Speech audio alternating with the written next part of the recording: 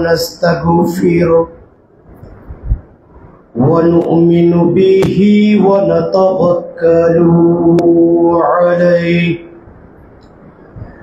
ونعوذ بالله من شرور أنفسنا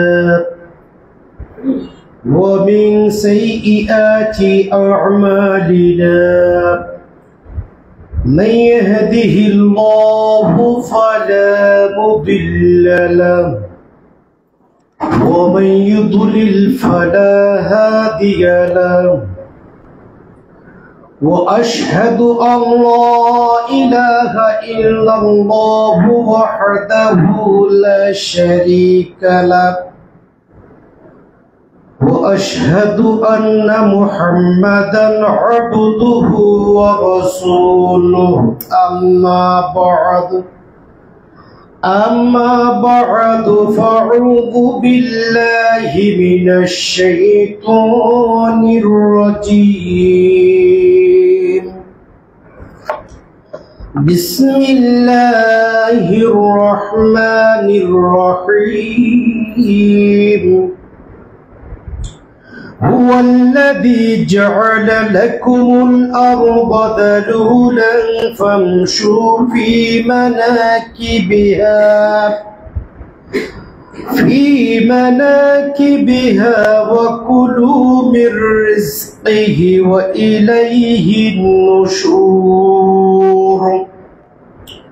وقال الله تعالى في سورة أخرى ومن يتق الله يجعل له مخرجا ويرزقه من حيث لا يحتسب ومن يتوكل على الله فهو حسبه إن الله بالغ أمره قد جعل الله لكل شيء قدرا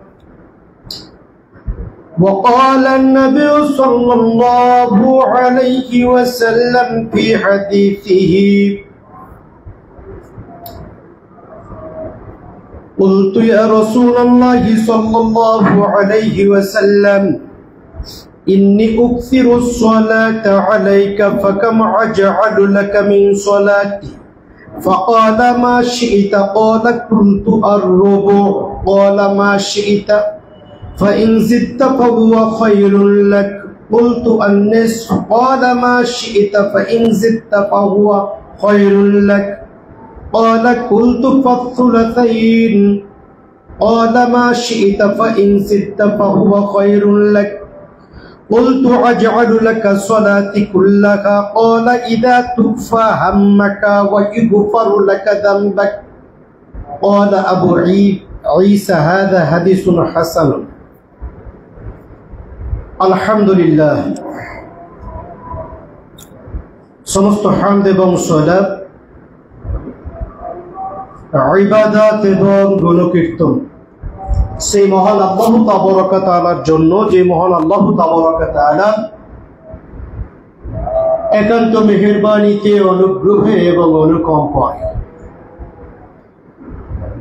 আজকে আমরা বিগত একটি সপ্তাহকে অতিক্রম করার পরে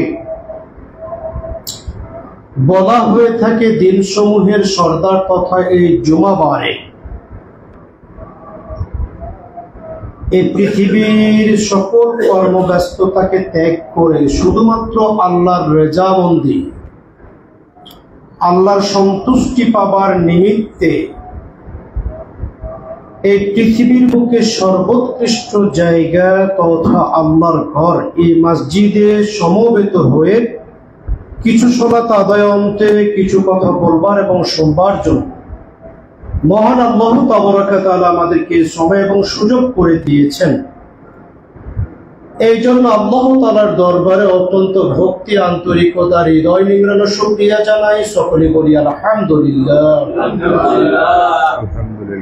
অতঃপর দরুদ এবং তাসলিমা বর্ষিত হোক বিশ্ব মানবতার মহান শিক্ষক, আদর্শের মূর্ত প্রতীক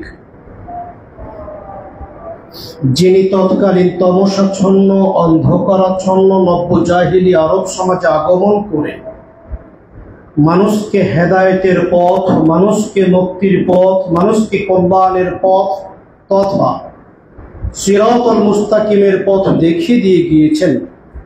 সে নবীর শিরোমণি হযরতে মুহাম্মদ রাসূলুল্লাহ সাল্লাল্লাহু আলাইহি ওয়াসাল্লামের প্রতি আমরা সংক্ষিপ্ত আকারে দরুদ প্রেরণ করি। আল্লাহুম্মা সাল্লি আলাইহি, আল্লাহুম্মা বারিক আলাইহি। সম্মানিত সমবেত মুসল্লিয়ানে কেরাম, আজকের সংক্ষিপ্ত খুতবার আলোচ্য বিষয় হচ্ছে রিজক বৃদ্ধির আমল সমূহ। রিজক বৃদ্ধির আমল সমূহ।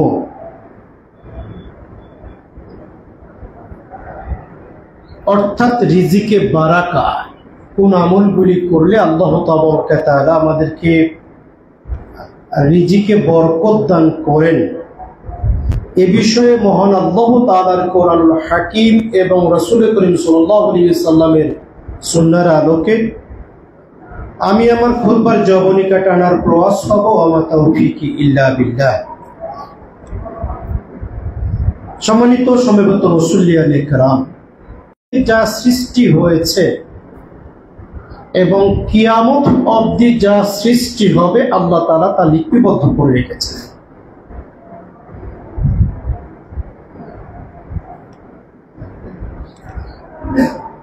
আব্দুল্লাহ ইবনে মাসউদ রাদিয়াল্লাহু তাআলা আনহু হতে বর্ণিত, তিনি বলেন যে মৃত্যু, কিয়ামত, মৃত্যু আমাদের দিকে দৌড়াচ্ছে, ধাবিত হচ্ছে, আমাদের থেকে পালাচ্ছে পৃথিবী তথা সময়। এই পৃথিবীতে প্রতি সেকেন্ডে সূর্য যত গতিতে আলো বিকিরণ করে তার চেয়ে লক্ষ কোটি গুণ বেগে মৃত্যু তথা কিয়ামত আমাদের দিকে ধাবিত হচ্ছে, আর সময় এবং পৃথিবী আমাদের থেকে পালাচ্ছে। সম্মানিত সমবেত মুসল্লিয়ানে কেরাম, মানুষের আয় উপার্জন, জীবন মৃত্যু, সৌভাগ্য দুর্ভাগ্য, ভালো মন্দ ইত্যাদি নির্ধারণ হয়ে থাকে মায়ের উদরে। মায়ের পেটে থাকতেই মানুষের এগুলি কিন্তু নির্ধারণ হয়ে থাকে। শিশু জন্মগ্রহণ করার পূর্বেই আল্লাহ তাবারক ওয়া তাআলা মায়ের পেটে শিশুর খাবারের ব্যবস্থা করে দেন। সুবহানাল্লাহ। শিশুর জন্মগ্রহণের পূর্বেই আল্লাহ তাআলা শিশুর মায়ের পেটেই তার রিজিকের ব্যবস্থা, খাবারের ব্যবস্থা লিপিবদ্ধ করে রাখে। আমরা যদি চিন্তা করি আমাদের জীবনটা হচ্ছে কত ক্ষণস্থায়ী, আমরা যদি এইভাবে চিন্তা করি যে একজন ব্যক্তি একটা গাড়ি নিয়ে পরিবার সফরে বের হয়েছে, কিছু দূর যেতে একজন মানুষ হাত নাড়ছে, পরিবারের কর্তা যিনি পরিবারের অভিভাবক তিনি নিজেই গাড়ি ড্রাইভ করছেন তথা গাড়ির চালকের আসনে তিনি বসা। কিছু দূর যেতেই একজন মানুষ হাত নাড়াচ্ছে, গাড়িটিকে থামানো হলো। গাড়ি থামালেন তিনি, বললেন নাম কি, কি চাও? পথিক বললেন আমার নাম হচ্ছে কি ধন সম্পদ, চাইলে আমাকে সঙ্গে নিতে পারো। সেই গাড়ির ড্রাইভার তথা অভিভাবক পরিবারের কর্তা তিনি পিছন ফিরে পরিবারের পরিজনের দিকে তাকিয়ে সম্মতি চাইলেন, সকলের সম্মতি জ্ঞাপন করলেন, গাড়িতে নেওয়া হলো ধন সম্পদ। আবার কিছু দূর যেতেই আর একজন মানুষ হাত নাড়াচ্ছে, গাড়ি থামানো হলো, বলা হলো তোমার নাম কি, তুমি কি চাও? লাঠি লাঠি। উত্তর আসলো আমার নাম হচ্ছে যশ খ্যাতি, চাইলে তোমরা আমাকে সঙ্গে নিতে পারো, চাইলে তোমরা আমাকে সঙ্গে নিতে পারো। তাকে সঙ্গে নেওয়া হলো। আবার কিছু দূর যেতেই এটা শেয়ার দিয়ে আর একজন হাত নাড়লো, গাড়ি থামানো হলো। পূর্বের ন্যায় জিজ্ঞেস করলো, নাম কি, কি চাও? উত্তর আসলো, আমার নাম হচ্ছে কি দিন, চাইলে আমাকে সঙ্গে নিতে পারো। লাইট চলতেছে না। এবার ড্রাইভার পিছন ফিরে পরিবারের অনুমতি চাইলো। সবাই রি রি করে উঠল। সেই মহিলা মনে করলো যে একে যদি সঙ্গে নিতে হয় তাহলে হিজাব পড়তে হবে, বোরখা পড়তে হবে। সন্তান মনে করলো এই দিনকে যদি সঙ্গে নেওয়া হয়, গাড়ির ভিতরে কত সুন্দর একটা মিউজিক বাজতেছে, সেটা বন্ধ করতে হবে। ড্রাইভার এবার নিজেই মনে করলো এই দিনকে যদি সঙ্গে নেওয়া হয় তাহলে 5 ওয়াক্ত সালাত আদায় করতে হবে, দাড়ি ছাড়তে হবে, আরো কত কিছু ঝামেলা। সুতরাং দিনকে ফেলে রেখে গাড়ি সামনের দিকে অগ্রসর হতেই সামনের দিকে পড়লো পুলিশের চেকপোস্ট। এবার পুলিশ গাড়ি থামালেন। ড্রাইভারকে বললেন যে আপনি নেমে আসুন, আমাদের সঙ্গে যেতে হবে, আপনার সফরের সময় শেষ। ড্রাইভার বললেন যে তাহলে তো গাড়িতে আমার পরিবার রয়েছে, গাড়িতে আমার ধন সম্পদ রয়েছে, যশ খ্যাতি রয়েছে। বললেন কাউকে সঙ্গে নেওয়া যাবে না, আপনার সফর শেষ।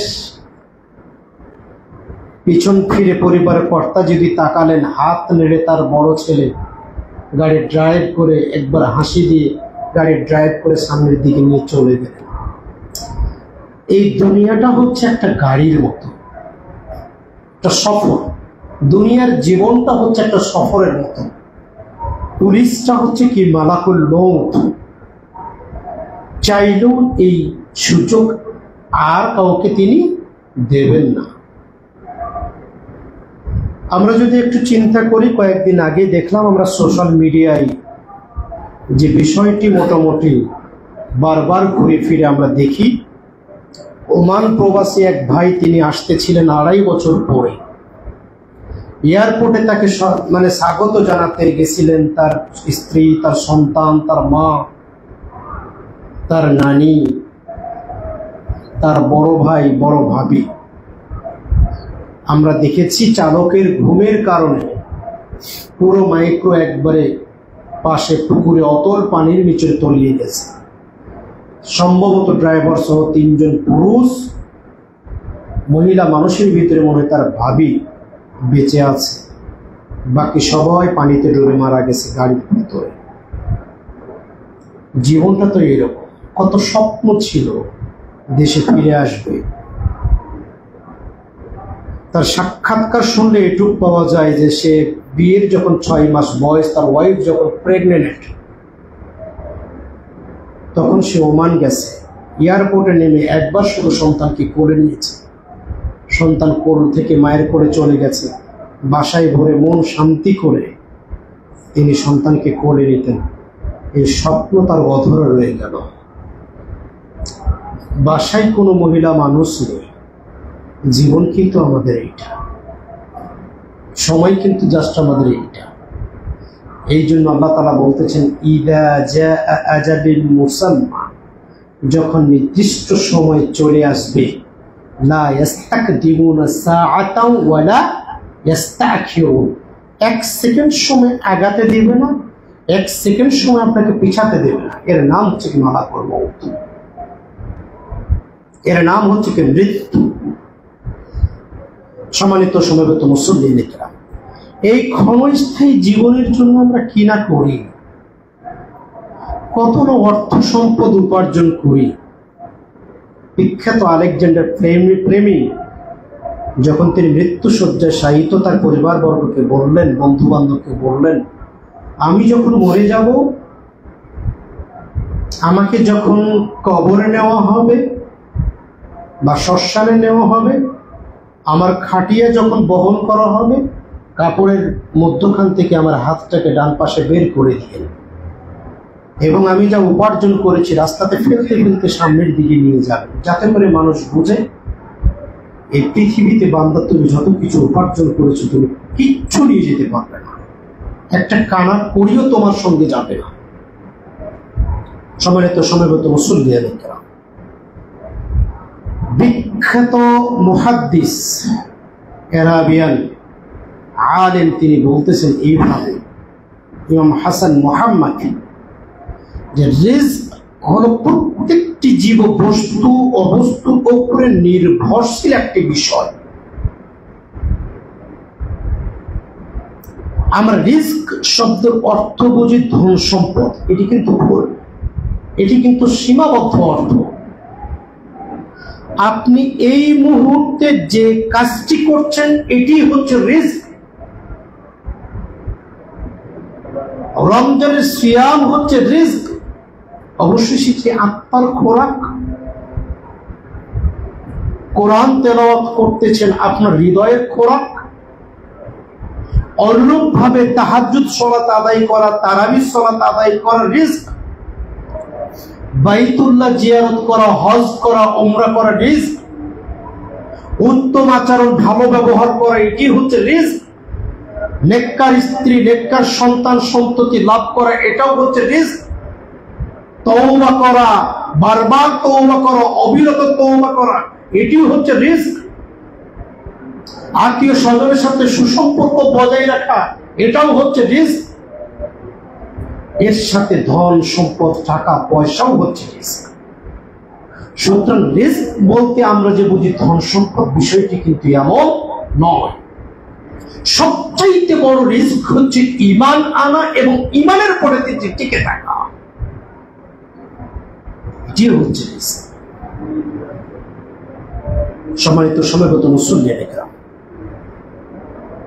মুতাররিফ ইবনে আব্দুল্লাহ ইবনে শিক্ষিত রাদিয়াল্লাহু তাআলা আনহু হতে বর্ণিত, তিনি বলেন, আমার বাবাকে আমি বলতে শুনেছি, তিনি বলেন, তার বাবা বলেন যে আমি রাসূল করিম সাল্লাল্লাহু আলাইহি সাল্লামের নিকটে যখন গেলাম, রাসূল করিম সাল্লাল্লাহু আলাইহি সাল্লাম তেলাওয়াত করতেছেন, আল্লাহাকুমুত তাকাতুর, যে আদম সন্তান, দুনিয়া লাভের প্রতিযোগিতা তোমাদেরকে পরকাল থেকে গাফেল করে রেখেছে। এরপর রাসূল সাল্লাল্লাহু আলাইহি সাল্লাম বললেন যে হে আদম সন্তান, তুমি বলো আমার মাল, আমার সম্পদ, আমার টাকা, অথচ তিনটি জিনিস ছাড়া তোমার নিজের কি রয়েছে? ভালো করে শুনো। রাসূল সাল্লাল্লাহু আলাইহি সাল্লাম এরপর বললেন যে হে আদম সন্তান, তুমি বলতে থাকো, তুমি দাবি করো, সব সময় তুমি বলো আমার মাল, আমার সম্পদ, আমার টাকা, অথচ তিনটি জিনিস ছাড়া তোমার কি রয়েছে? তুমি যা খাও তা নষ্ট করে ফেলো, তুমি যা পড়ো সেটি পুরান হয়ে যায়, পুরাতন হয়ে যায়, তুমি যা কিছু দান করো সেটি অবশিষ্ট থাকে, আর কিছুই কিন্তু থাকে না। আল্লাহ রাসূল সাল্লাল্লাহু আলাইহি ওয়াসাল্লাম থেকে হাদিস বর্ণিত, আনাস ইবনে মালিক ইয়াকুল, আনাস ইবনে মালিক রাদিয়াল্লাহু তাআলা আনহু হতে বর্ণিত, তিনি বলছেন, ক্বালা রাসূলুল্লাহ সাল্লাল্লাহু আলাইহি ওয়াসাল্লাম, রাসূল করিম সাল্লাল্লাহু আলাইহি ওয়াসাল্লাম বলেন, ইয়াতবাউল মাইয়িতা সালাসাতুন, যখন জানাজা নিয়ে যাওয়া হয়, খাটিয়া বহন করে নিয়ে যাওয়া হয় মুর্দাকে, তিনটি জিনিস তার অনুসরণ করে থাকে। ফায়ারজিউ ইথনানি, দুইটি জিনিস ফিরে আসে। ওয়ায়াবকা ওয়াহিদুন, একটি জিনিস বাকি থাকে, অবশিষ্ট থাকে। ইয়াতবাউ আহলুহু ওয়া মালুহু ওয়া আমালুহু, তাকে অনুসরণ করে, জানাজাকে অনুসরণ করে তার পরিবার, তার সম্পদ, তার আমল, তিনটি জিনিস। ফায়ারজিউ আমালুহু ওয়া আহলুহু, তার পরিবার বর্গ, তার সম্পদ ফিরে আসে। ফায়াবকা আমালুহু, শুধু অবশিষ্ট থাকে মৃত ব্যক্তির সাথে যাই বা অবশিষ্ট থাকে শুধুই হচ্ছে কি তার আমল। এই ক্ষণস্থায়ী জীবনের জন্য আমরা কি না করে থাকি। আল্লাহ তাবারাক ওয়া তাআলা তার কোরআনুল কারীমের ভিতরে বলছেন, সূরা আল-মুলক, হুয়াল্লাযী জাআলা লাকুমুল আরদা যালুলান ফামশু ফি মানাকিবিহা, হুয়াল্লাযী, তিনি সেই সত্তা, জাআলা লাকুমুল আরদা যালুলান, যিনি জমিনকে তোমাদের চলাচলের জন্য সুগম করে দিয়েছেন। সুগম করে দিয়েছেন না আমাদেরকে? জমিনকে চলাচলের জন্য উপযোগী করে দিয়েছে না? মানুষ আজকে তার উন্নত প্রযুক্তি ব্যবহার করে পাহাড় কেটে কেটে পাহাড়ের চূড়ায় বসবাস করার চিন্তা করতেছে। মানুষ চাঁদের দেশে বসবাস করার জন্য প্রাণান্তকর প্রচেষ্টা চালাচ্ছে। মানুষ মঙ্গল গ্রহে বসবাস করার জন্য তার চেষ্টা এবং প্রচেষ্টা অবিরত রয়েছে। এই পৃথিবীতে কয়েকদিন আগে দেখলাম একটা ফেসবুকেও সম্ভবত কি গুগলে ঢুকে, যে এই পৃথিবীতে একটা দ্বীপ রয়েছে যেখানে শুধু সাপ আর সাপ, বিষাক্ত কীট পতঙ্গ। বলা হচ্ছে যে সেখানকার একটা পিপিলিকার বিষ এমন যে মানুষকে যদি একবার কামড় দেয় তাহলে কয়েক মিনিটের ভিতরে মানুষটি বিষের প্রতিক্রিয়ায় সে মারা যাবে, এরকম বিষাক্ত। সেই জায়গাতেও এক শ্রেণীর মানুষ বসবাস করে যারা আমার এবং আপনার সভ্য সমাজের সাথে পরিচিত না। যে কথাটি বলছিলাম, আপনারা যারা সেন্ট মার্টিন গেছেন আপনারা তারা দেখবেন চতুর্দিকে জবর আছে, মধ্যখানে একটি দ্বীপ, সেখানে মানুষ বসবাস করছে। সেখান থেকে 8 এবং 9-10 কিলো দূরে দক্ষিণে আমরা যখন গেছিলাম দেখলাম সেরা দ্বীপ, একটা মাত্র দ্বীপ, একটা মাত্র দ্বীপের ভিতরে একটা মাত্র পরিবার বসবাস করে, কেউ নেই সেখানে। সেখানে আবার মুদি একটা দোকান রয়েছে। তো মানুষকে আল্লাহ তাআলা বলতেছেন হুয়াল্লাযী, হে মানব সকল তোমরা জেনে রাখো আল্লাহ সেই সত্তা, জাআলা লাকুমুল আরদা যালুলান, তিনি জমিনকে তোমাদের চলাচলের জন্য উপযোগী করে দিয়েছেন। ফামসু ফি মানাকিবিহা, অতঃপর তোমরা জমিনের উপরে বিচরণ করো। ওয়াকুলু মির রিজকি, এবং আল্লাহ দেওয়া প্রদত্ত রিজিক থেকে, তার প্রদত্ত রিজিক থেকে তোমরা কি করো? আহার করো। আল্লাহ রিজিক থেকে আমরা কি ভক্ষণ করি না? ভক্ষণ করি। ওয়া ইলাইহিন নুশুর, আল্লাহ তাআলা বলতেছেন তোমাদেরকে আমি সৃষ্টি করেছি, এই জমিনকে তোমাদের চলাচলের জন্য আমি উপযোগী করে দিয়েছি। অতঃপর তোমাদেরকে হুকুম দেওয়া হবে এই জমিনে তোমরা বিচরণ করবে। নির্দিষ্ট সময় যখন তোমার চলে আসবে, তোমার যখন পরপরে ডাক চলে আসবে, নির্দিষ্ট দিন ক্ষণ সময় তারিখ যখন তোমার চলে আসবে, তুমি মৃত্যুবরণ করবে। মৃত্যুবরণ করার পরে তুমি কবরের জগতে প্রবেশ করবে। কবরের জগতে প্রবেশ করার পরে নির্দিষ্ট সময় আসলে ইসরাফিল আলাইহিস সালাতু ওয়াস সালামকে আল্লাহ তাআলা নির্দেশ দেবেন, প্রথম সিঙ্গারে ফুৎকার দেবে, এই পৃথিবী সমস্ত কিছু লন্ডভন্ড হয়ে যাবে। দ্বিতীয় ফুৎকার দেওয়ার সঙ্গে সঙ্গে মানুষ জাতি, দিন জাতি সমস্ত উই পোকা পঙ্গপালের মতো উদ্ভ্রান্ত চোখে ভীতি সন্ত্রস্ত নয়নে হাসরের ময়দানে সমবেত হওয়ার জন্য পাগল প্রায় হয়ে উপরের দিকে ছুটতে থাকবে। এর নাম হচ্ছে কি ওয়া ইলাইহিন নুশুর, তার ওই দিগতি প্রত্যাবর্তন করতে হবে। সম্মানিত সমবেত মুসল্লিয়ানে কেরাম, এই রিজক এটি তো আমাদের জন্য নির্ধারিত, তাই না? সবকিছু নির্ধারিত। পৃথিবী সৃষ্টির 50,000 বছর পূর্বে আল্লাহ তাআলা এই পৃথিবীতে যা ঘটেছে এবং যা ঘটবে কিয়ামত অবধি আল্লাহ তাআলা লিখে রেখেছেন। তারপরেও কিছু কিছু আমল রয়েছে যে আমলগুলি করলে আল্লাহ তাআলা আমার আয় এবং উপার্জনে রিজিকে বারাকা দান করবেন। প্রথমটা হচ্ছে কি তাকওয়া, আল্লাহ ভীতি ও তাওয়াক্কুল অবলম্বন করা, আল্লাহর উপরে ভরসা করা। প্রথমটা হচ্ছে কি আল্লাহ ভীতি নিজের উপরে অর্জন করা, পরেরটা হচ্ছে কি তাওয়াক্কুল, আল্লাহর উপরে ভরসা করা। তাকওয়া কি জিনিস? খোদা ভীতি কি জিনিস? প্রত্যেকবার পুরোটি রমজান জুড়ে খতিব সাহেব তাকওয়া জিনিসটাকে বোঝানোর জন্য চেষ্টা করে থাকে। যদি শর্টকাটে আপনাদেরকে খুব অল্প সময়ে বোঝাতে চাই, তাকওয়া হচ্ছে ওই জিনিস আল্লাহ তাআলা আপনাকে যেটা করতে বলেছেন আপনি সেটা করবেন, আল্লাহ তাআলা আপনাকে যেটা করতে নিষেধ করেছেন আপনি সেটা করবেন না। এর নাম হচ্ছে কি তাকওয়া। পৃথিবীর সমস্ত চোখকে, সমস্ত দৃষ্টির আড়াল আপনি হতে পারেন, আপনি আল্লাহর দৃষ্টির আড়াল আপনার দ্বারা কখনো সম্ভবপর নয়, আমার দ্বারা কখনো সম্ভবপর নয়।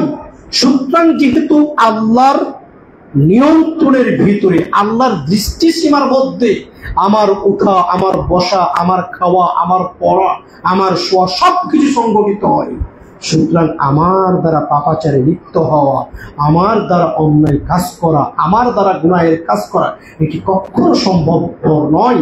এই ফিল নিয়ে, এই অনুভূতি নিয়ে সমস্ত গুনাহ থেকে বেঁচে থাকার নামই হচ্ছে কি তাকওয়া।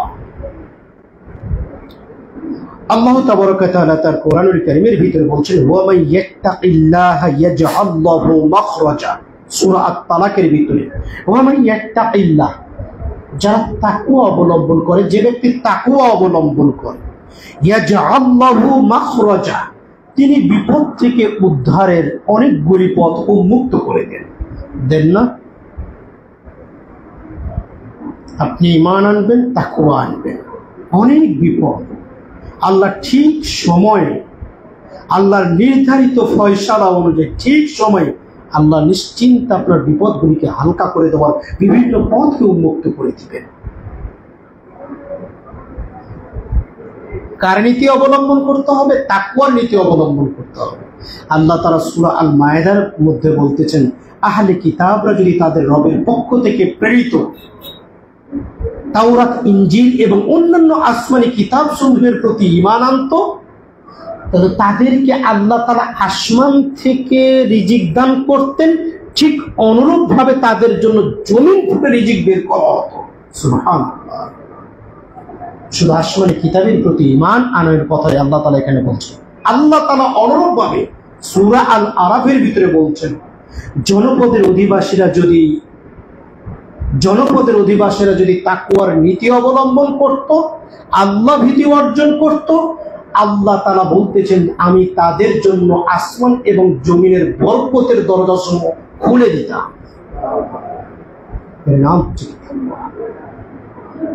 আমরা যদি ঈমানের অধ্যায় ওই ঘটনা জানতে চাই, তাহলে আমরা ওই তিনজন যুবক যারা গুহায় আটকা পড়েছিল, তারা তিনজন পথ চলতেছে, একবারে ঝড়ো হাওয়া, তারা একটা গুহায় আশ্রয় নিল। বিরাট একটা প্রস্তরখণ্ড বাতাসে গতিতে গড়তে গড়তে তাদের গুহার মুখকে আটকায় দিল। তাদের সাধ্য ছিল না এই পাথরকে সরাই দিয়ে গুহা থেকে বের হওয়ার। তিনজন ব্যক্তি, তিনজন আল্লাহর প্রতি ঈমান এনে সৎকর্ম করেছিল, তাকওয়ার নীতি অবলম্বন করে তারা তিনটা ভালো কর্মের কথা উল্লেখ করে আল্লাহর কাছে দোয়া চাইল যে হে আল্লাহ, আমার এই কর্মটা, দ্বিতীয়জন বলল আমার এই কর্মটা, তৃতীয়জন বলল আমার এই কর্মটা শুধুমাত্র তোমার জন্য যদি আমি করে থাকি, তোমার ভয়ে যদি করে থাকি, হে আল্লাহ তুমি আমাদেরকে বিপদ থেকে কি করো, মুক্তি করো। আস্তে আস্তে আল্লাহ তাআলা তিনি কি করলেন, গুহার পাথরকে সরাই দিলেন। তার তিনজন গুহা থেকে বের হওয়ার জন্য আল্লাহ তাআলা পথ তৈরি করে দিলেন, বের হতে পারলেন।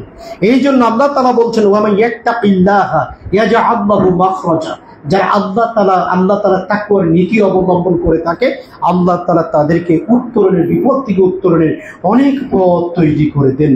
ওয়া ইয়ারযুকুহু মিন হাইথু লা ইয়াহতাসিব, এবং তাদেরকে রিজিক দান করা হয় এমন জায়গা থেকে, খুব ভালো করে বুঝি, ওয়া ইয়ারযুকুহু, এবং তিনি তাদেরকে রিজিক দান করেন মিন হাইথু লা ইয়াহতাসিব, এমন উৎস থেকে তিনি তাদেরকে রিজিক দান করেন যে যা তারা কোনোদিন কল্পনা করতে পারেনি, ধারণা করতে পারেনি।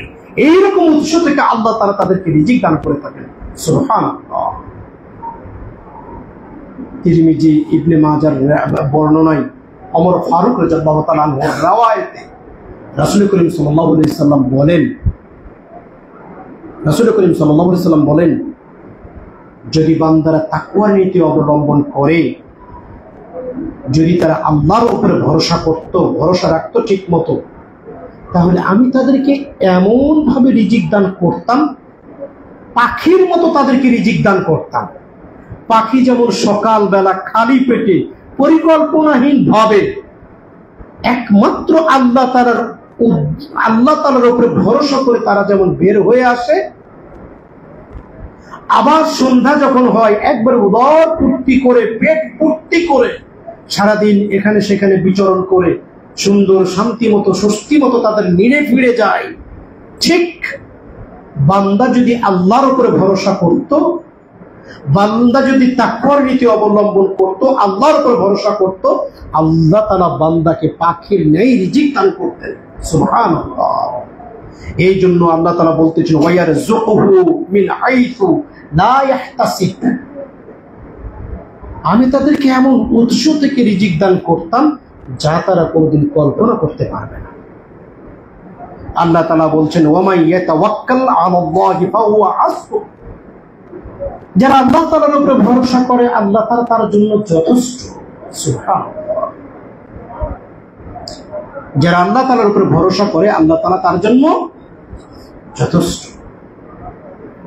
আল্লাহ রাসূল সাল্লাল্লাহু আলাইহি সাল্লাম আল্লাহ তাআলার উপরে ভরসা করে তার আল্লাহ তাআলার নির্দেশে মদিনায় হিজরতের নির্দেশ আসলেন।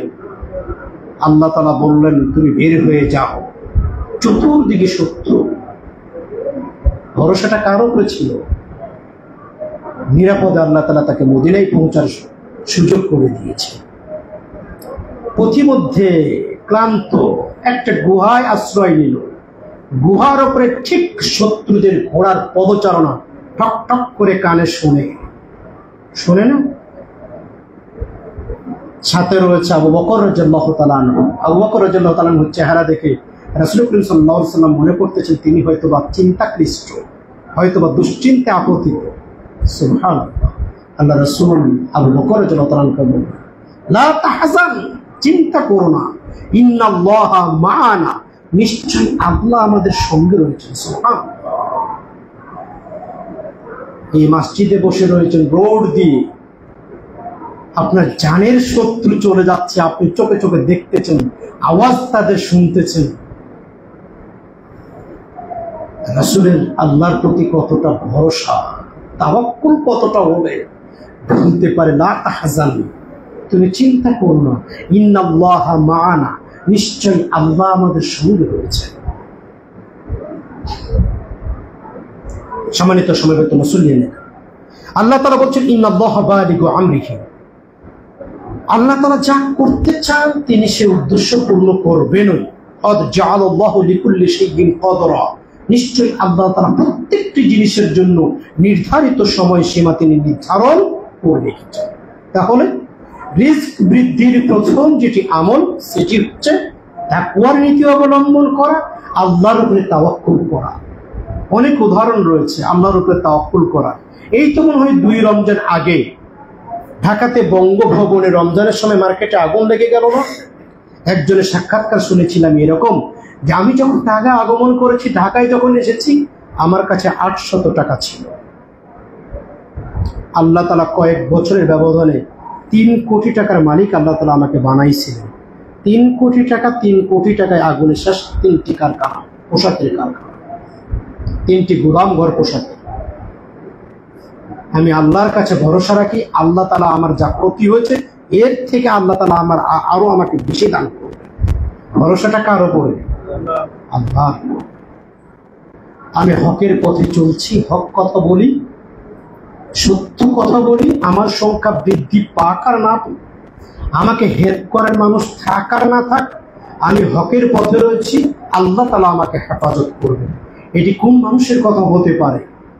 ইমানদার মানুষের কথা হতে পারে, তাকওয়াবান মানুষের কথা হতে পারে। অতএব রিজক বৃদ্ধির প্রথম আমল হচ্ছে কি? তাকওয়া অবলম্বন করা, তাওয়াক্কুল আলাল্লাহ, আল্লাহর উপরে তাওয়াক্কুল করা। দ্বিতীয় নম্বর হচ্ছে কি? তাওবা ও ইস্তিগফার পাঠ করা। বেশি বেশি করে তাওবা এবং ইস্তিগফার পাঠ করা। আল্লাহ তাবারাকা ওয়া তাআলা সূরা আন-নূহ এ বলতেছেন, নূহ আলাইহিস সালামের ঘটনা থেকে তুলে ধরে, ফাকুলতু ইস্তাগফিরু রাব্বাকুম, নূহ আলাইহিস সালাতু ওয়াস সালাম তার জনপদের অধিবাসীদেরকে যখন বলল, ফাকুলতু, আমি যখন বললাম, ইস্তাগফিরু রাব্বাকুম, তোমাদের প্রতিপালকের কাছে ক্ষমা চাও। দ্বিতীয় যেটি আমল সেটি হচ্ছে কি? আল্লাহ তাআলার কাছে বারবার তাওবা করতে হবে, ইস্তিগফার পাঠ করতে হবে, ক্ষমা প্রার্থনা করতে হবে, বারবার তাওবা পাঠ করতে হবে। এর মাধ্যমে আল্লাহ তাআলা আমার এবং আপনার রিজিকের ওয়াসাআত, রিজিক বৃদ্ধি করে দেবেন। যেমন নূহ আলাইহিস সালাতু ওয়াস সালাম তার জনপদের অধিবাসীদেরকে যখন বলল ইস্তাগফিরু রাব্বাকুম, তোমরা প্রতিপালকের নিকটে ক্ষমা চাও, ইন্নাহু কানা গফফারা, নিশ্চয়ই আল্লাহ হচ্ছে কি ক্ষমাশীল। সুবহানাল্লাহ। আল্লাহ কেমন ক্ষমাশীল, আল্লাহ কেমন বান্দাকে ভালোবাসে। আল্লাহ রাসূল সাল্লাল্লাহু আলাইহি ওয়াসাল্লামের হাদিস আসছে এভাবে, বান্দা নিজের জীবনকে যতটুকু ভালোবাসে, বান্দা সবচাইতে নিজের জীবনকে বেশি ভালোবাসে না? বান্দা নিজের জীবনকে যতটুকু ভালোবাসে, আমি আল্লাহ বান্দাকে চার চাইতেও বেশি ভালোবাসি। ইন্নাহু কানা গফফারা, নিশ্চয় আল্লাহ তাআলা অত্যন্ত ক্ষমাশীল। আল্লাহ রাসূল সাল্লাল্লাহু আলাইহি ওয়াসাল্লামের হাদিসে এভাবে আসছে, বান্দা যদি গুনাহ করতে করতে পাহাড় সম পরিমাণ গুনাহ করে ফেলে, বহুল পাহাড় সম পরিমাণ গুনাহ করে ফেলে, আর এক হাদিসে এভাবে আসছে সমুদ্রের ফেনারাশি পরিমাণ যদি গুনাহ করে থাকে, আল্লাহ তাআলা আমি বান্দার কাছে তার চাইতে বেশি ক্ষমা নিয়ে হাজির হই।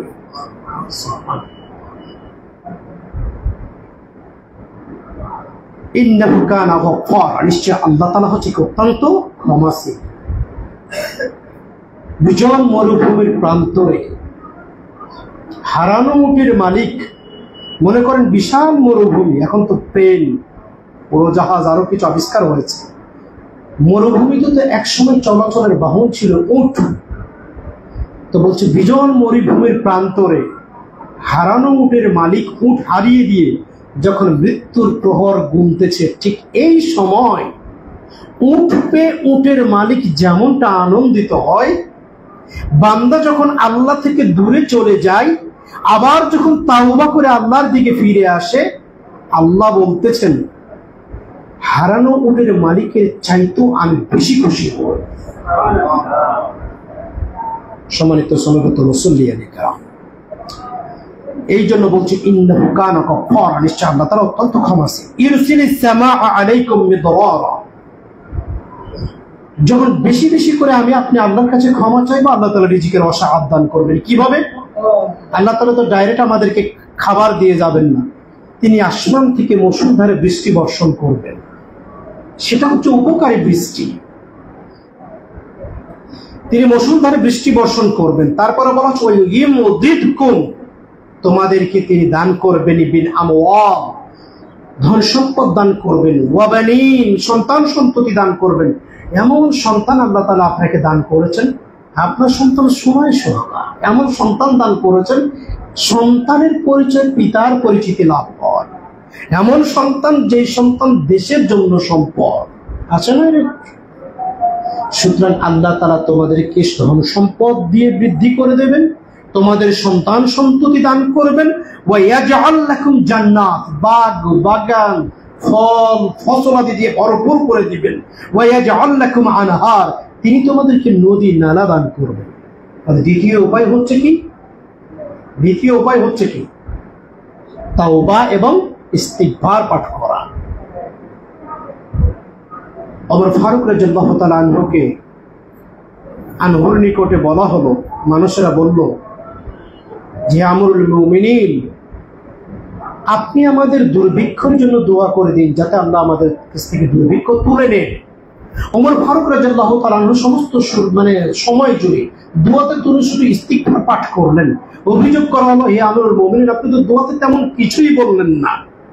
আমিরুল মুমিনিন তিনি বললেন, আমি তওবা করার মাধ্যমে আসমানের ওই সমস্ত দরজাতে আমি করাঘাত করেছি যেখান থেকে বৃষ্টি বর্ষণ হয়। সুবহানাল্লাহ। বৃষ্টি বর্ষণ মানে হলো রিজিক। ইমাম হাসান বসরি রাদিয়াল্লাহু তাআলা আনহুকে লোকেরা অভিযোগ করলো দুর্ভিক্ষের জন্য, আবার একজন অভিযোগ করলো দারিদ্রতা মুক্তির জন্য, আবার একজন অভিযোগ করলো যে আপনি দোয়া করেন আল্লাহর কাছে ফল ফসলাদি আমাদের কমে যাচ্ছে মাঠে, আবার একজন বললো যে আমার সন্তান সন্ততি হয় না, দোয়া করে দিন। ইমাম হাসান বসরি রাদিয়াল্লাহু তাআলা চারজন ভিন্ন ভিন্ন চাহিদার প্রেক্ষিতে একটাই মাত্র শুধু দোয়া করে যাচ্ছেন, শুধু হচ্ছে তাওবা এবং ইস্তিগফার। তখন লোকেরা বললো যে আপনার কাছে চারটা ভিন্ন ভিন্ন দাবি দেওয়া পেশ করা হলো, আপনি শুধু ইস্তিগফার পাঠ করে শেষ করে দিলেন, ঘটনাটা কি? তখন ইমাম হাসান বসরি রাদিয়াল্লাহু তাআলা আনহু সূরা নূহের এই আয়াত তেলাওয়াত করলেন। ফাকুলতু, আমি তাদেরকে বললাম, ইস্তাগফিরু রাব্বাকুম, নিশ্চয় তোমরা কি করো, তোমরা আল্লাহর নিকটে ক্ষমা প্রার্থনা করো। ইন্নাহু কানা গাফফারা, নিশ্চয়ই আল্লাহ তাআলা ক্ষমাশীল। ইউরসিলিস সামাআ আলাইকুম মিদরারা, তিনি আসমান থেকে তোমাদের জন্য মুষলধারে বৃষ্টি বর্ষণ করবেন। একটা কাজ শুধু করবা, বেশি বেশি করে ইস্তিগফার পাঠ করবা। সম্মানিত সমাবেত মুসল্লিয়ান কিরাম, দ্বিতীয় নম্বর আমল তাওবা এবং ইস্তিগফার পাঠ করা। তৃতীয় আমল হচ্ছে আত্মীয়তার সাথে সুসম্পর্ক বজায় রাখা। আপনার ভাই, আপনার ভগ্নী, আপনার ভ্রাতা, ভাই বোন, আত্মীয় স্বজন যারা রয়েছে তাদের সাথে সুসম্পর্ক বজায় রাখতে হবে। দুর্ভাগ্য, সম্পদের জন্য ছোট ভাই বড় ভাই আজকে খুন করা হয় না?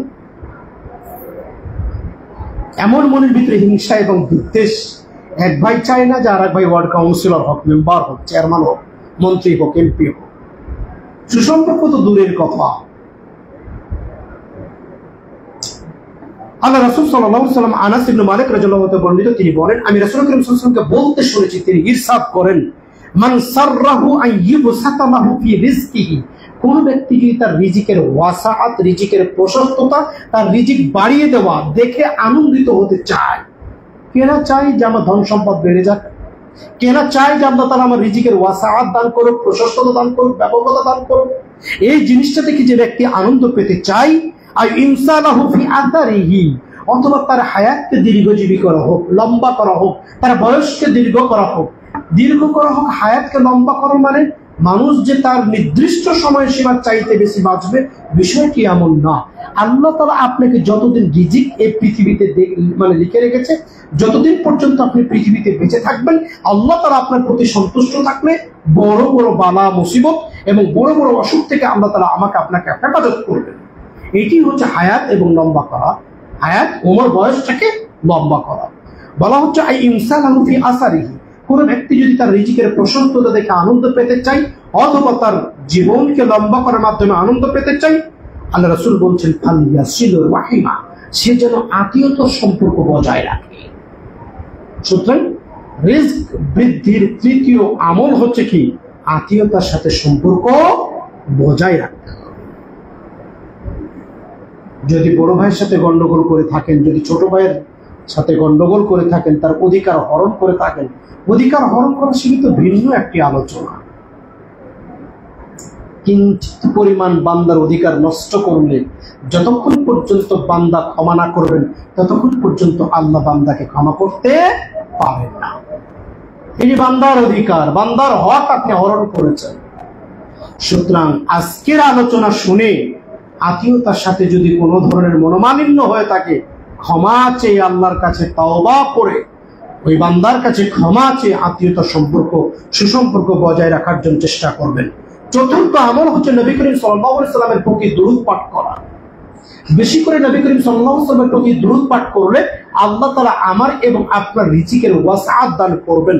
যেমন ভাবে তুফাইল ইবনে উবাই ইবনে কাব রাদিয়াল্লাহু আনহু কর্তৃক বর্ণিত, তিনি বলেন, ফাকুলতু, আমি বললাম, ইয়া রাসূলুল্লাহ, বর্ণনাকারী বলতেছেন, আমি জিজ্ঞেস করলাম, হে আল্লাহর রাসূল, ইন্নী উকসিরু সালাতা আলাইকা, আমি আপনার প্রতি সালাতে, আমি আপনার প্রতি, হে আল্লাহর রাসূল, আমি আপনার প্রতি অধিকারে দরুদ পড়তে চাই। আমি আপনার প্রতি কি করতে চাই? অধিকারে দরুদ পড়তে চাই। ফাকাম আজআলু লাকা মিন সালাতি, আমি এই দোয়ার মাধ্যমে, এই দোয়ার মধ্যে কতটুকু অংশ জুড়ে আপনার জন্য দরুদ প্রেরণ করব। আমি আল্লাহ তাআলার কাছে দোয়া করব এবং আপনার জন্য দোয়ার মধ্যে দরুদ প্রেরণ করতে চাই। অতএব যেই সময়টুকু আমি আল্লাহর কাছে দোয়া করব, এই সময়টুকুর ভিতরে কতটুকু সময় আমি আপনার প্রতি দরুদ প্রেরণ করব দোয়ার মাধ্যমে, দোয়ার মাধ্যমে। ফাকালা মা শি'তা, তুমি যতটুকু ইচ্ছা তোমার মন চাই তুমি করো। তিনি বলছেন, কলা কুনতু রুবু, আমি যতটুকু সময় আল্লাহর কাছে দোয়া করব, এই সময়টিকে 4 ভাগ করে যদি 1 ভাগ আপনার জন্য দোয়া করি, 1 ভাগ সময় যদি আপনার জন্য দোয়া করি, কলা মা শি'তা, তুমি যদি চাও তুমি করতে পারো। ফাইন জিদতা ফাহুয়া খায়রুল লাক, কিন্তু 1 ভাগের যদি একটু বেশি অংশ করো, তাহলে এটা হবে তোমার জন্য উত্তম। এটি হবে কার জন্য উত্তম? তোমার জন্য উত্তম। বর্ণনাকারী বলছেন, কুনতু নিসফ, আচ্ছা 4/2 অর্ধেক সময় ধরে যদি আপনার জন্য দুরূদ প্রেরণ করি, আমি দোয়ার মধ্যে পুরো অর্ধেক সময় আপনার জন্য দুরূদ প্রেরণ করব, তাহলে কি হবে? আল্লাহ রাসূল বলেন, কালামা শিইতা, তুমি যদি চাও করতে পারো, ফাইন জিত্তা ফাহুয়া খায়রুল্লাহ, এর চাইতে যদি তুমি বেশি সময় নাও তাহলে এটা হবে তোমার জন্য কি উত্তম। আর ক্বালা, এবার বর্ণনাকারী বলছেন, কুনতু ফাসসুলুসাইন, আচ্ছা সময়টাকে 4 ভাগ না করে 3 ভাগ করে যদি 3 ভাগের 2 ভাগই আপনার জন্য দুরূদ প্রেরণ করি তাহলে কেমন হবে? কালামা শিইতা, তুমি যদি চাও এটি করতে পারো, ফাইন জিত্তা ফাহুয়া খায়রুল্লাহ, এর চাইতে যদি তুমি বেশি করো এটি হবে তোমার জন্য উত্তম। বর্ণনাকারী বলছেন, কুনতু আজআলু লাকা সালাতি কুল্লাহা, তাহলে আমি আমার দোয়ার মধ্যে সমস্ত সময় জুড়ে আপনার প্রতি দুরূদ প্রেরণ করব। তার মানে কি, দোয়া যতক্ষণ করব শুধুমাত্র আপনার প্রতি দুরূদ প্রেরণ করব। কলা, এবার আল্লাহ রাসূল বললেন, ইদা তুফা হাম্মাকা, তুমি যদি এটা করো তাহলে পৃথিবীর ঝামেলা এড়ানোর জন্য তোমার এই দোয়াটা দুরূদ প্রেরণ করাটা আমার প্রতি যথেষ্ট। সুবহানাল্লাহ। পৃথিবীতে যত ঝঞ্ঝাট, যত বিশৃঙ্খলা, যত ঝামেলা, যত বিপদ, এগুলিকে দূর করার জন্য তুমি যদি বেশি বেশি করে আমার প্রতি দুরূদ প্রেরণ করো, এই দুরূদ প্রেরণ করা তোমার জন্য যথেষ্ট হয়ে যাবে। তারপরে বলা হচ্ছে, ওয়া ইয়াগফিরু লাকা যামবাক, তোমার গুনাহ এড়ানোর জন্য, গুনাহ মাফ করার জন্য তোমার জন্য যথেষ্ট হয়ে যাবে। তার মানে ঝামেলা মানে কি, তোমার ক্ষুধা, তোমার দারিদ্রতা, তোমার যত বিপদ আপদ সবকিছু বেশি বেশি করে দুরূদ প্রেরণ করলে এটি কি হয়ে যাবে না, এটি পূরণ হয়ে যাবে। তাহলে 4 নম্বর যেটি আমল, নবী করিম সাল্লাল্লাহু আলাইহি ওয়াসাল্লামের প্রতি বেশি বেশি করে কি করতে হবে, দুরূদ প্রেরণ করতে হবে। সম্মানিত সমবেত মুসল্লিয়ানে কেরাম, মহান আল্লাহর রাস্তায় ব্যয় করতে হবে। খুতবাতে ওঠার আগে মসজিদের দায়িত্বশীল বড় ভাই আবেদন করেছেন, এই মসজিদ তৈরি করতে এই অবধি যতটুকু পর্যন্ত হয়েছে বিশাল অঙ্কের টাকা কিন্তু ঋণের ভিতরে রয়েছে। মসজিদটা কার ঘর বলেন তো দেখি? এই ঘরের জন্য দান করলে কার জন্য দান করা হবে? এই ঘরকে আবাদ করলে কার ঘর আবাদ করা হবে? সুবহানাল্লাহ। মসজিদ থেকে আপনার যদি একটি কাঠি, একটা ময়লা, একটা টুকরা বাইরে ফেলেন, এর জন্য আমরা 10টি নেকি আপনার জন্য বরাদ্দ রাখবো। এত সহজ নেকি কোথায় পান? পাওয়া যাবে কোথাও? বেশি বেশি করে যদি আল্লাহর রাস্তায় ব্যয় করেন তাহলে আল্লাহ আমার আপনার রিজিকে বারাকা দান করবেন। আপনি কল্পনা করতে পারবেন না। আল্লাহকে ভালোবেসে দান করছেন, মনে হচ্ছে আমি 1 কোটি টাকা মসজিদে দিয়ে দিয়েছি, 1 লাখ টাকা মসজিদে দিয়ে দিয়েছি, 50,000 টাকা মসজিদে দিয়ে দিয়েছি, 10,000 টাকা দিয়ে দিচ্ছি। আল্লাহ আপনার অন্যদিকে যে কত বারাকা দান করবেন, ব্যবসায়, পেশাগত জীবনে, বিপদ থেকে আল্লাহ তাআলা আপনাকে মুক্ত করবেন, আপনি কল্পনা করতে পারবেন না। সম্মানিত সমবেত মুসল্লিয়ানে কেরাম, কিছুদিন আগে উত্তরায় একটা প্রোগ্রামে ছিলাম, সম্ভবত রমজানের, মনে হয় যতটুকু সম্ভব, মাদ্রাসা দারুস সুন্নাহ মিরপুর, ঢাকা, 11:30। তো বলতেছেন একজন বড় ডোনারের কাছে গেলাম, দাতার কাছে গেলাম, ছাত্রদের থাকার জন্য, ভবন নির্মাণের জন্য, কি সম্ভবত মসজিদ, দুটোর ভিতরে একটা, ভুলে গেছে। তো উনি বললেন যে 8 তলা কমপ্লিট করতে যা খরচ হয় আমি একাই দেব। বলার উদ্দেশ্য হলো এই, আল্লাহ যেমন দিয়েছেন মন মানসিকতা ঠিক তেমনই দিয়েছেন। বাংলাদেশ জমিয়তে আহলে হাদিস ঢাকা উত্তরা এলাকার জমিয়তের মসজিদ এবং মাদ্রাসা কমপ্লেক্স তৈরি করতে চায়। স্টেজে এক ব্যক্তি, তিনি অঙ্কটা বলতেই চাচ্ছিলেন না, যিনি টাকা কালেকশন করতেছিলেন মাইকে, তিনি জোর করেই বললেন, একজনই বললেন যে আমি 1 কোটি টাকা দেব।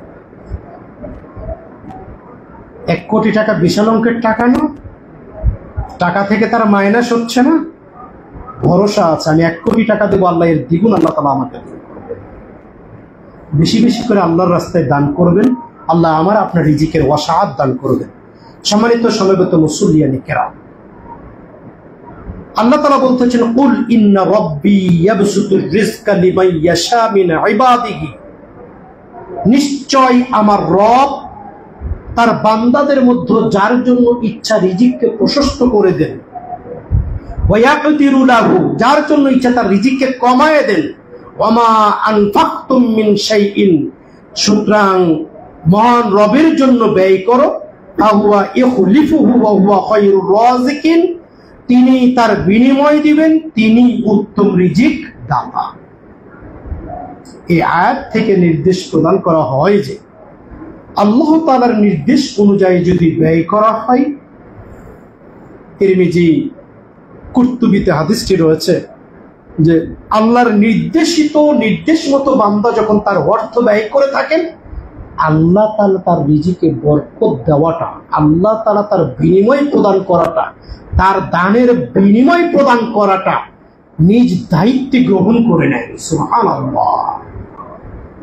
আল্লাহর নির্দেশ অনুযায়ী যদি আপনি নির্দেশ মতো ব্যয় করে থাকেন, আল্লাহর রাস্তায় অর্থ সম্পদ ব্যয় করে থাকেন, আল্লাহ আপনাকে বিনিময় দেওয়াটা নিজ দায়িত্বে গ্রহণ করে নেন। বুখারী মুসলিম শরীফের হাদিসে রয়েছে এইভাবে, আনাস ইবনে মালিক থেকে হাদিসটি বর্ণিত, প্রতিদিন দুইজন ফেরেশতা আল্লাহ তাআলার নির্দেশে বান্দার নিকটে হাজির হয়, পৃথিবীতে হাজির হয়ে বলে যে হে আল্লাহ, তোমার রাস্তায় যারা ব্যয় করে তাদেরকে তুমি প্রতিফল দান করো, আর যারা তোমার রাস্তায় ব্যয় করে না তাদের সম্পদকে তুমি ধ্বংস করে দাও। বুখারী মুসলিম শরীফের হাদিস। তবে বেশি বেশি করে আল্লাহর রাস্তায় ব্যয় করলে আল্লাহ তাআলা আমার এবং আপনার রিজিকে বারাকা দান করবেন। ৬ষ্ঠ নম্বর, খুব সংক্ষেপ, সময় শেষ হয়ে গেছে, বারবার হজ এবং উমরা করলে আল্লাহ তাআলা আমার এবং আপনার রিজিকে বারাকা দান করবেন। হজ এবং উমরা করবেন কার জন্য? আল্লাহর জন্য। কার ঘর জিয়ারত করতে যান আপনি? কি তালবিয়া পাঠ করেন? লাব্বাইক আল্লাহুম্মা লাব্বাইক লা শারীকা লাকা লাব্বাইক, তাই না? এখন যদি মনে করেন আমি হজ করে আসছি, মানুষ আমার নামে শুধু আলহাজ লাগে, বেটা তোরা তাওহীদ মসজিদে দাওয়াত দিয়েছিস, আমি হলাম হাজি, মানুষ আলহাজ দেখেছি, তো দানই দিব না 1 টাকা। আছে না মানুষ? আমি এরকম শুনেছি, মসজিদের কালেকশন করতে গেছে, মাদ্রাসার কালেকশন করতে হচ্ছে পুত্রা এবং কুরবানি। এখন তো চামড়া টাকা পয়সার দাম নেই, কিন্তু আগে যখন ছিল, রশিদ লিখতে যখন গেছে টাকার জন্য, নামের শুরুতে আলহাজ লেখে নাই, ও আর টাকাও দেয়নি একটা। সুতরাং বারবার হজ এবং উমরা লিল্লাহ, আল্লাহর জন্য করলে আল্লাহ আমার এবং আপনার রিজিকের ওয়াসাআত দান করেন। আল্লাহ তাআলার উদ্দেশ্যে হিজরত করা, এখন তো হিজরত করার প্রয়োজন হয় না, আল্লাহ তাআলার উদ্দেশ্যে দাওয়াত এবং তাবলীগের কাজে অন্যত্র গেলে আল্লাহ তাআলা আমার এবং আপনার রিজিকে বারাকা দান করেন। খুব গুরুত্বপূর্ণ একটি পয়েন্ট বলে শেষ করব। দ্বাদশ আমল, বেশ কিছু আমলের পরে একটি আমল হচ্ছে বিয়ে শাদী করলে আল্লাহ কিন্তু রিজিকের ওয়াসাআত দান করেন। সুবহানাল্লাহ। আল্লাহ তাআলা ইরশাদ করেন, ওয়া আনকিহুল আইয়ামা মিনকুম ওয়াস-সালিহিনা মিন ইবাদিকুম ওয়া ইমাইকুম, আর তোমরা তোমাদের মধ্যকার অবিবাহিত নারী পুরুষ সৎকর্মশীল দাস দাসীদের বিবাহ দাও। আল্লাহ তাআলা নির্দেশ করছেন। তারা অভাবী হলে আল্লাহ তাআলা নিজ অনুগ্রহে তাদের অভাবকে মুক্ত করে দিবেন। সুবহানাল্লাহ। নিজে বিয়ে করতে বলছেন, নিজের অধীনস্থ দাস দাসী, চাকর চাকরানী, সন্তান সন্ততির বিবাহ দিতে বলতেছেন। যদি তারা অভাবী হয়, এই বিয়ে করার কারণে আল্লাহ তাআলা তাদের অভাবকে মুক্ত করে দিবেন। ওমর ইবনে খাত্তাব রাদিয়াল্লাহু তাআলা আনহু বলেন, ওই ব্যক্তির ব্যাপারে আমি আশ্চর্য বোধ করি, ওই ব্যক্তির ব্যাপারে আমার আশ্চর্য হয় যে বিয়ে শাদী করার মাধ্যমে নিজের অর্থের প্রাচুর্য খোঁজে না। সুবহানাল্লাহ। কেন? যেই মহিলাকে আপনার ঘরে আসবে, সে তার নির্ধারিত রিজিক নিয়ে এই পৃথিবীতে আসবে। খুব গুরুত্বপূর্ণ একটি হাদিস, আব্দুল্লাহ ইবনে মাসউদ থেকে বর্ণিত, তিনি বলছেন যে মানুষ তার নির্ধারিত রিজিক ভক্ষণ না করা পর্যন্ত এই পৃথিবী থেকে আল্লাহ তাআলা তাকে তুলে নেবেন না। সুবহানাল্লাহ।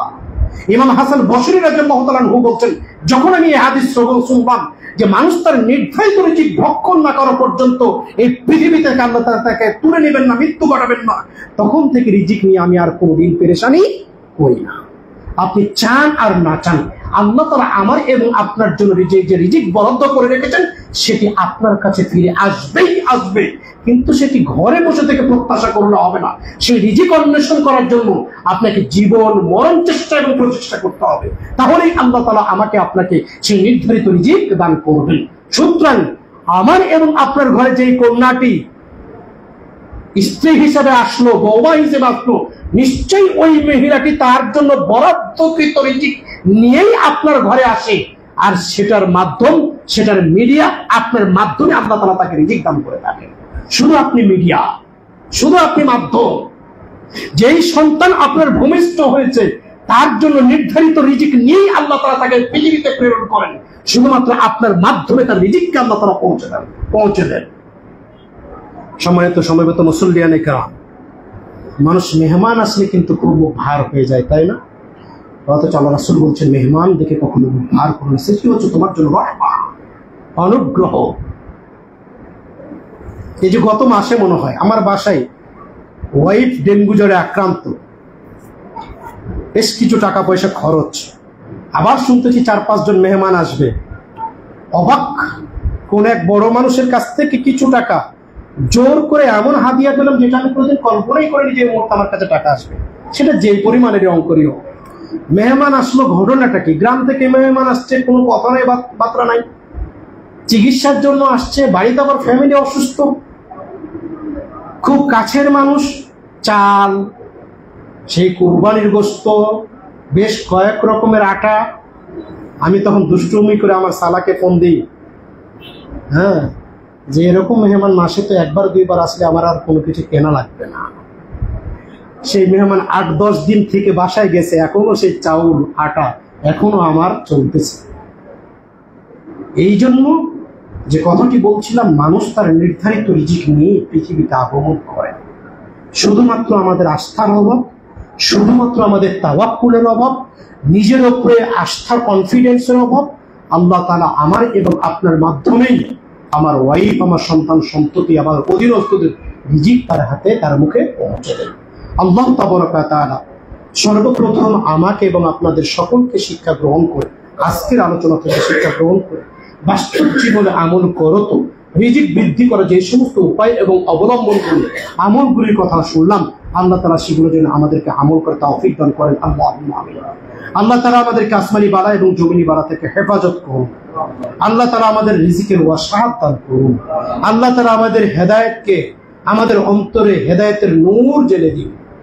আমাদের ঈমানকে নূরের আলোকে আলোকিত করে দিন।